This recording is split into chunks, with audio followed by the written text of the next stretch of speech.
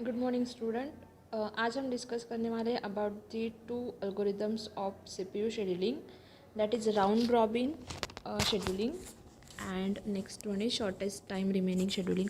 सो first देखते हैं हम राउंड रॉबिन शेड्यूलिंग में क्या होता है और कैसे वर्क होता है। So is the pre-emptive process scheduling algorithm. ठीक है, प्रीएम्प्टिव आपको पता है, प्रीएम्प्टिव का मीनिंग क्या होता है कि उसको मतलब प्रीएम्प्टिव का मतलब होता है कि अगर किसी कोई प्रोसेस एग्जीक्यूट हो रही है और दूसरी कोई मोर प्रायोरिटी वाली प्रोसेस वहाँ पे आ जाए तो जो एग्जीक्यूशन में जो प्रोसेस है उसको हम निकाल के सीपीयू से निकाल के जो लेटेस्ट प्रोसेस है उसको हम सीपीयू अलोकेट करेंगे। ठीक है, इसको बोलेंगे प्रीएम्पशन। ठीक है, मतलब फोर्सफुली हम जो प्रोसेस एग्जीक्यूशन में है उसको निकाल रहे हैं, तो इसलिए इसको बोलते हैं preemptive process scheduling algorithm. Each process is provided a fix time to execute. ठीक है, राउंड रॉबिन में क्या होता है, एवरी प्रोसेस के लिए फिक्स्ड टाइम दिया जाएगा एग्जीक्यूशन के लिए। मतलब सीपीयू का जो भी एग्जीक्यूशन टाइम है उसको हम क्या करेंगे, उसको डिस्ट्रीब्यूट करेंगे टाइम को क्वांटम में, उसको हम कहेंगे क्वांटम में, कुछ पोर्शंस में इक्वल पोर्शन में उसको डिवाइड करेंगे, उसको हम कहते हैं क्वांटम। ठीक है, one process is executed for a given time period, it is preempted and other process executes for a given time period। मतलब अगर हमने सपोज सीपीयू को 8 मिली सेकेंड के टाइम क्वांटम में अगर डिस्ट्रीब्यूट किया है तो एक प्रोसेस क्या होगी, 8 मिली सेकेंड के लिए एग्जीक्यूट होगी। उसके बाद वो प्रोसेस अगर ख़त्म भी नहीं हुई तब भी सेकेंड 8 मिली सेकेंड के लिए सेकेंड प्रोसेस जाएगी, फोर्सफुली जाएगी। ठीक है, क्योंकि फर्स्ट प्रोसेस को वो क्या कर देगा, बाहर कर देगा, तो इसीलिए इसको हम बोलते हैं प्रीएम्प्टेड। फिर एक context switching is use to save states of preempted processes. आपको पता है कॉन्टेक्स्ट स्विचिंग हम किस लिए यूज़ करते हैं। ठीक है, प्रीवियस लेक्चर में हमने देखा था, इसके पहले वाले मतलब 2-3 लास्ट चैप्टर में हमने कॉन्टेक्स्ट स्विचिंग पढ़ा था। तो यहाँ पे भी अगर हम प्रोसेस को प्रीएम्प्ट कर रहे हैं, शेड्यूल कर रहे हैं, तो मतलब switch in swap in swap out कर रहे हैं, तो कॉन्टेक्स्ट स्विचिंग का हम यूज़ करेंगे for the storing of the information about the process. ठीक है, मतलब कहाँ पे स्वैप आउट हो रही है, कहाँ पे स्वैप इन हो रही प्रोसेस, कौन से लाइन पे है वो प्रोसेस जब वो स्वैप आउट हो रही, तो ये सारी डिटेल हम स्टोर करके रखेंगे, उसके लिए हम कॉन्टेक्स्ट स्विचिंग का यूज़ करेंगे। ठीक है, अब देखो एक एग्जांपल देखते हैं, नीचे के टेबल में यहाँ पे एग्जांपल दिया हुआ है। यहाँ पे हमारे पास 4 प्रोसेस हैं, P0, P1, P2, P3। ठीक है, उसका अराइवल टाइम दिया हुआ है, उसका एग्जीक्यूशन टाइम दिया हुआ है और उसकी प्रायोरिटी दी हुई है। तो यहाँ पे अराइवल टाइम मतलब कि जब हमारे पास प्रोसेसेस कहाँ पे आएंगी, सबसे पहले रेडी क्यू में। ठीक है, तो अराइवल टाइम मतलब कौन सी प्रोसेस कौन से टाइम पे आई। तो यहाँ पे देखो प्रोसेस P0 है, उसका अराइवल टाइम है 0, मतलब सबसे पहले 0 टाइम पे जैसे ही हमने कंप्यूटर शुरू किया, सीपीयू शुरू किया, तो सबसे पहले कौन सी प्रोसेस आई, P0। ठीक है, 0 टाइम पे आई। उसके बाद P1 आई, कब आई, जब टाइम था 1 मिली सेकेंड, या फिर सेकेंड मतलब सेकेंड नंबर पे आई P1, फिर आई P2, फिर आई P3। ठीक है, सो ये है सीक्वेंस है प्रोसेस का अराइवल का। ओके, तो ये कहाँ पे जाएगी, रेडी क्यू में। फिर उसके बाद देखो एग्जीक्यूशन टाइम दिया हुआ है, तो इसका एग्जीक्यूशन का टाइम मतलब इसका मीनिंग है कि हमारी प्रोसेस एग्जीक्यूट कितने टाइम पीरियड के लिए होगी, तो है वो है एग्जीक्यूशन टाइम। और उसके बाद है प्रायोरिटीज़। ठीक है, तो देखो जो एग्जांपल हम देख रहे हैं दैट इज़ उसमें हमारे पास 4 प्रोसेसेस अवेलेबल है। ठीक है, अब देखो यहाँ इस एग्जांपल में हमारे पास क्वांटम जो है, टाइम क्वांटम जो मैंने बोला था वो है 3 मिली सेकेंड का। अब हम चैन चार्ट ड्रॉ करेंगे इसमें राउंड रॉबिन के लिए। ठीक है, तो सबसे पहले जो प्रोसेस हमारे पास अवेलेबल है वो है प्रोसेस P0। अब देखो P0 हमारे पास टाइम क्वांटम 3 मिली सेकेंड का है और एग्जीक्यूशन टाइम P0 का कितना है, 5 मिली सेकेंड। तो सबसे पहले गई सीपीयू के पास P0 और वो एग्जीक्यूट हो रही 0 से 3 तक, 3 मिली सेकेंड तक। ठीक है, क्योंकि टाइम क्वांटम क्या है, 3 मिली सेकेंड का। उसके बाद P0 आउट हो गई, P0 स्वैप आउट हो गई। अब देखो P0 3 मिली सेकेंड के लिए एग्जीक्यूट हुई है, तो रिमेनिंग टाइमिंग क्या है P0 का, अभी 2 मिली सेकेंड एग्जीक्यूट होना बाकी है, ठीक है। फिर आई P1, process P1 second number पे।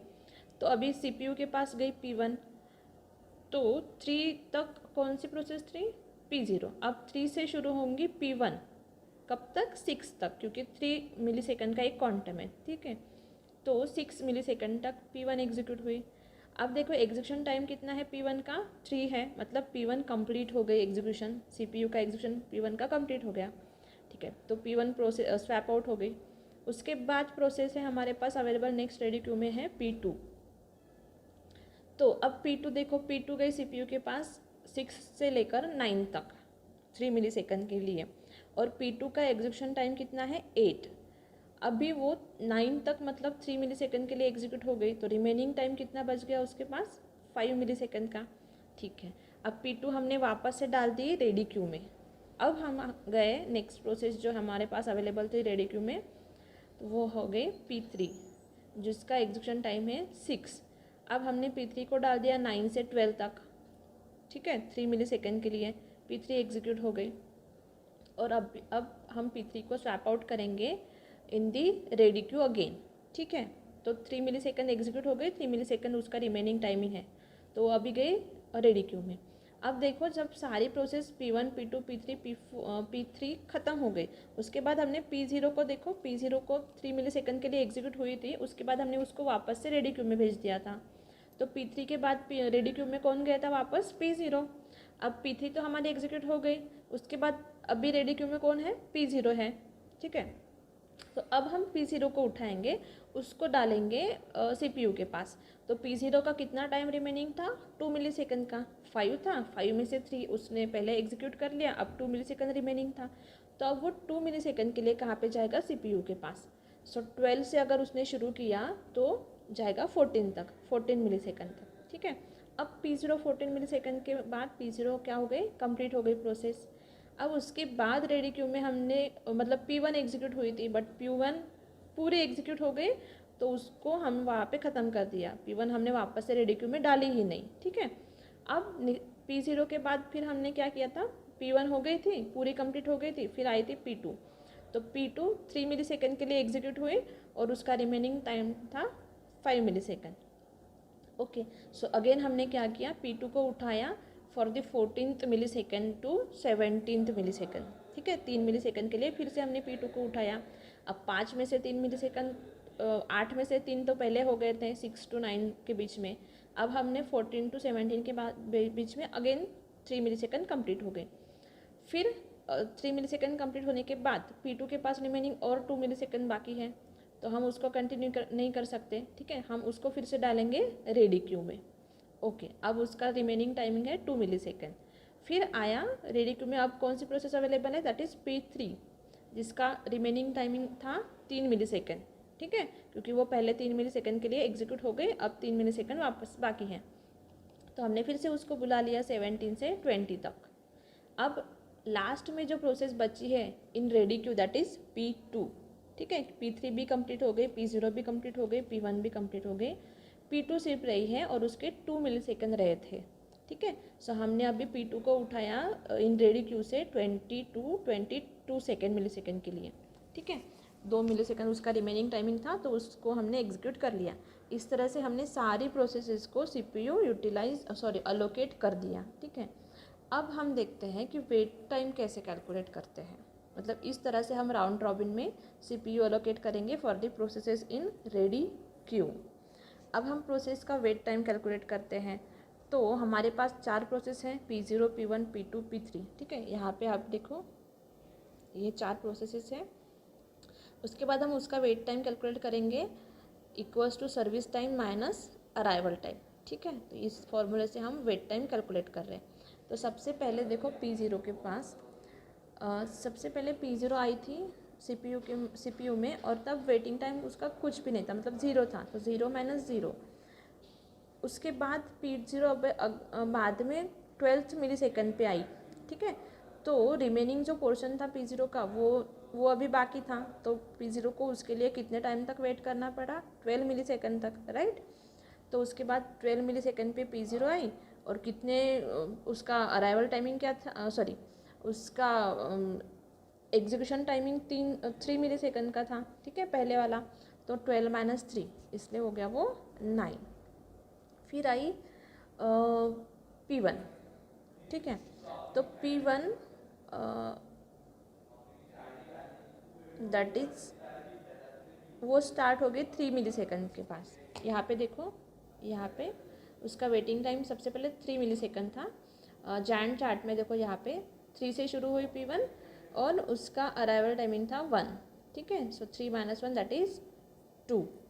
उसके बाद P2 देखो, P2 यहाँ पे है 6 माइनस 2। आपने यहाँ पे देखो 6 से शुरू हुई P2, तो 6 और उसका अराइवल टाइमिंग था 2, सो 6 माइनस 2 प्लस 14th पे भी P2 शुरू हुई, सो 14 माइनस 9, क्योंकि यहाँ पे ख़त्म हुई थी वो 9 पे, सो 14 माइनस 9 प्लस बाद में अगेन 20 से शुरू हुई, सो 20 माइनस 17, क्योंकि यहाँ पे ख़त्म हुई थी पहले वाली P2 का रिमेनिंग पोर्शन, सो 20 माइनस 17।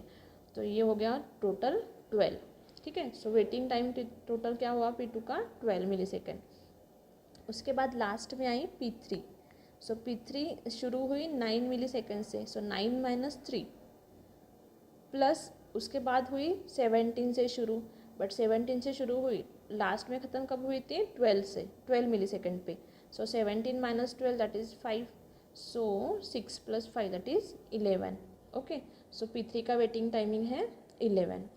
तो इस तरह से ये चारों प्रोसेस का हमने वेटिंग टाइम निकाला। फिर एवरेज वेटिंग टाइम चारों की एडिशन डिवाइड बाय 4। उसके बाद नेक्स्ट नेक्स्ट जो है एल्गोरिदम, मैं उसको नेक्स्ट वीडियो में रिकॉर्ड करूँगी, ठीक है।